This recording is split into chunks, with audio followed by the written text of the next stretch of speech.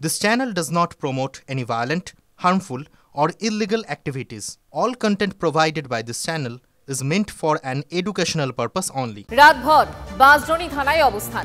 সকালে গ্রেফতার রূপা গাঙ্গুলি। লালবাজারে নিয়ে যাওয়া হয় বিজেপি নেত্রীকে। পে লোডারের ধাক্কায় ছাত্র মৃত্যুর প্রতিবাদে গতকাল থেকে বাঁশদ্রোণী থানার সামনে অবস্থান বিক্ষোভ বিজেপির। 14 ঘন্টা অবস্থানের পর গ্রেফতার বিজেপি নেত্রী। অবস্থানের কারণে থানার কাজে সমস্যা, সে কারণে গ্রেফতার জানিয়েছেন সিপি।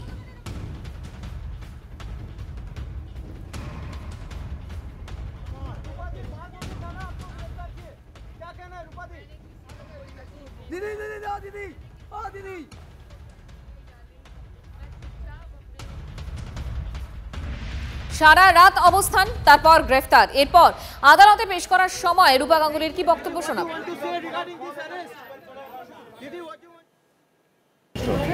আমি কারো কোনো ক্ষতি করিনি। আমি চুপচাপ থানায় বসেছিলাম। অনেক বড় বড় ধারা দিয়েছে, আমি কাউকে কোনো কাজে বাধা দিইনি। আমি কাউকে জানি না বিনা কারণে এটা। বিজেপির প্রাক্তন সাংসদ যখন গ্রেফতার, তখন বিজেপির রাজ্য সভাপতির কি বক্তব্য শোনাবো আপনাদের। আমাদের যে আন্দোলন করছিল, একজনের মৃত্যু ঘটেছে ওখানে, আপনারা জানেন, এবং সেই মৃত্যুর কারণ হচ্ছে জেসিবির তলায় চাপা পড়ে মৃত্যু।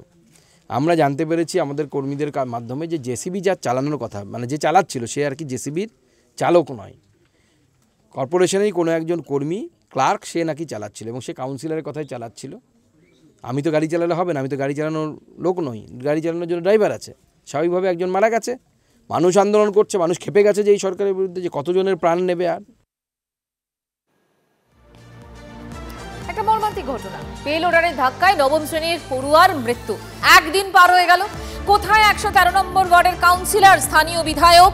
ফুঁসছে বাঁশদ্রোণী, অর্থাৎ যেখানেই ঘটনাটা ঘটে। এরই মধ্যে সোনারপুরে ওই মৃত ছাত্রের বাড়ি, সেখানে গেলেন ওই এলাকার কাউন্সিলর দেবব্রত মণ্ডল।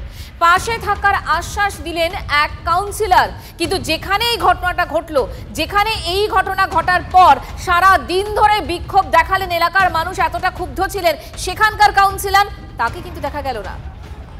দেবব্রত মণ্ডল যিনি গিয়েছিলেন, অর্থাৎ ওই মৃত ছাত্রের বাড়ির এলাকার যিনি কাউন্সিলর, তার বক্তব্য।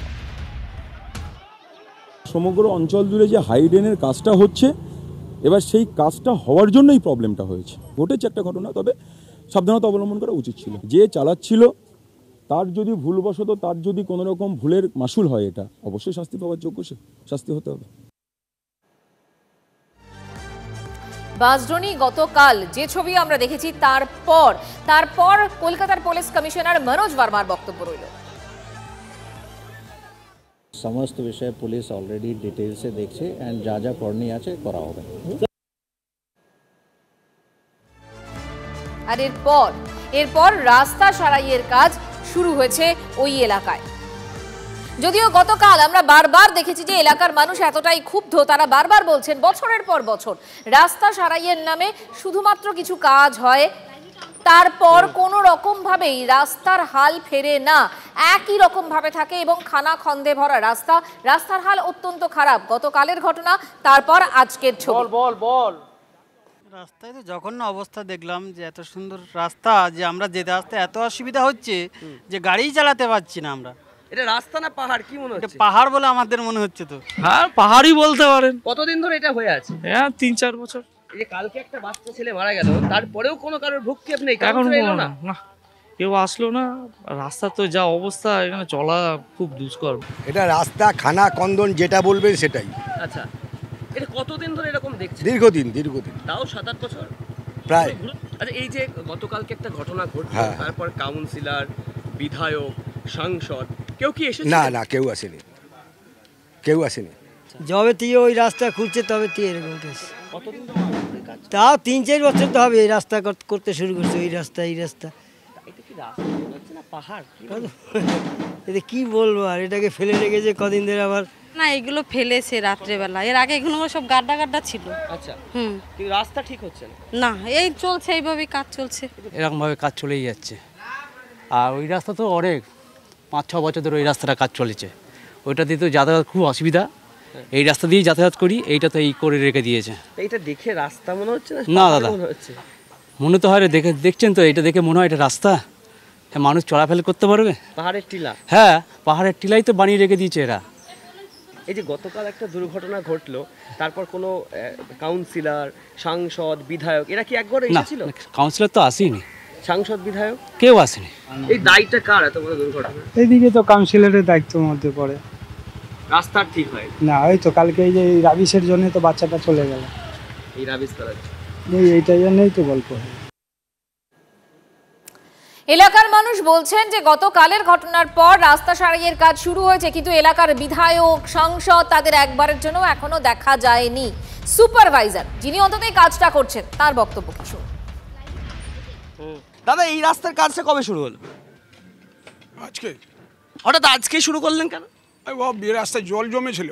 আচ্ছা, জল জমে গেলে তো রাস্তা কাজ করা যাচ্ছিল না। আচ্ছা, বৃষ্টির জন্য কাজ বন্ধ ছিল।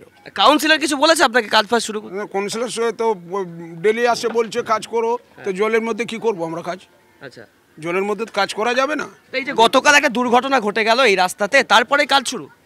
ওই রাস্তার জন্য কোনো সম্পর্ক আমাদের নেই, এটা আমাদের কর্পোরেশনের কাজ। হ্যাঁ, বড় সম্পর্ক। আর ওই রাস্তাটা কাদের? ওরা কেএমডিএ কাজ করছে। কেএমডিএ? কে কাজ করছে কেএমডিএ? সেটা আমি বলতে পারবো না।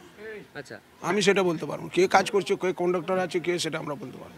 আপনি শুধু এই লিঙ্ক রোডগুলো করছেন? আমরা লিঙ্ক ভিতরের লোক। শাসক এই যে ঘটনা ঘটলো তার দায় কি এড়াতে পারে? এই মৃত্যুর দায় কি এড়াতে পারে? বিরোধীরা প্রশ্ন তুলছেন, বিজেপির তরফ থেকে বক্তব্য রইল, শুনুন। দেখুন, এই গোটা রাজ্য জুড়ে এরকম চলছে, উন্নয়ন বলে কিছু হয় না।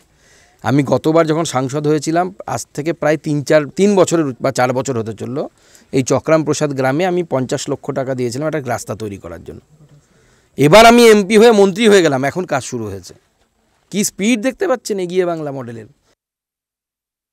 খোঁড়াখুড়ি যতদিন ধরে চলবে, অনেকবার করে টেন্ডার হবে, আবার রাস্তাটা খারাপ হবে, আবার টেন্ডার হবে, এটাই তো হয়। কোনো পার্মানেন্ট কাজ কি আমরা চোখে দেখতে পাচ্ছি? পার্মানেন্ট করলে তো মুশকিল, পার্মানেন্ট করলে তো ভাঙবে না, আপনার বারবার টেন্ডারও হবে না। পার্মানেন্ট যদি রাস্তা করে দেন, ভালো শক্তপোক্ত কোয়ালিটি রাস্তা যদি বানিয়ে দেন, তাহলে রাস্তাতে গর্তগুলো হবে কোথা থেকে? আবার করে টেন্ডার হবে কোথা থেকে? টেন্ডার না হলে তৃণমূলের এমএলএ, কাউন্সিলর, নেতা, মন্ত্রী তাদের পকেট ভরবে কোথা থেকে?